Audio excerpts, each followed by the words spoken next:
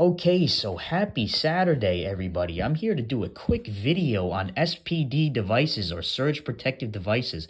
I'm going to go through this code and try to explain to everyone that in that 100 amp commercial sub panel that I cut in, how I put the surge suppressor at the top. That really aggravated a lot of people because I said I did not have to do it. And everyone said, no, you have to put it in there. You have to put the surge suppressor in there.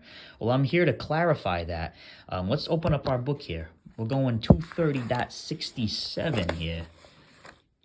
Okay.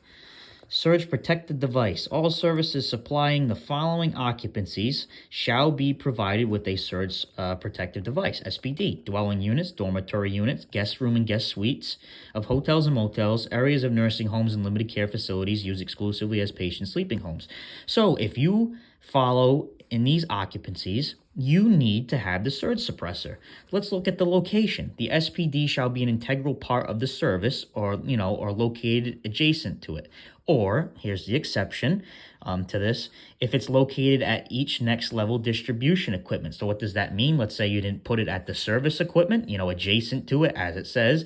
If, let's say you put it downstream, that means every, 200, 100 amp panel and so forth and so on, you would need to put the surge suppressor in there, and then you would be all set with 230.67b.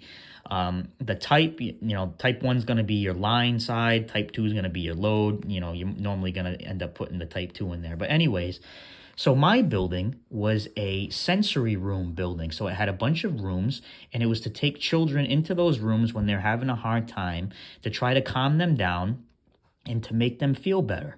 So is it a dwelling unit? No. Is it a dormitory unit? No. Is it any of these? No, it is not. So what was my 100 amp sub panel feeding? It was feeding general lighting, general plugs, an AC unit, and a server. So does code say anything that I have to put that because it's serving those things? No. Now, if the architect or the engineer or the local AHJ says that they want they are requiring you to put a surge suppressor in that panel, then absolutely, you have to do it. But if we're following this 230.67 code here, we do not need to do it. If we were replacing the service, we would need to do it. Let's say you were replacing the service equipment, you would need to do that. Then you would have to put one in that panel as well. So I hope that kind of clarifies everything and makes everyone feel better as of what I was talking about.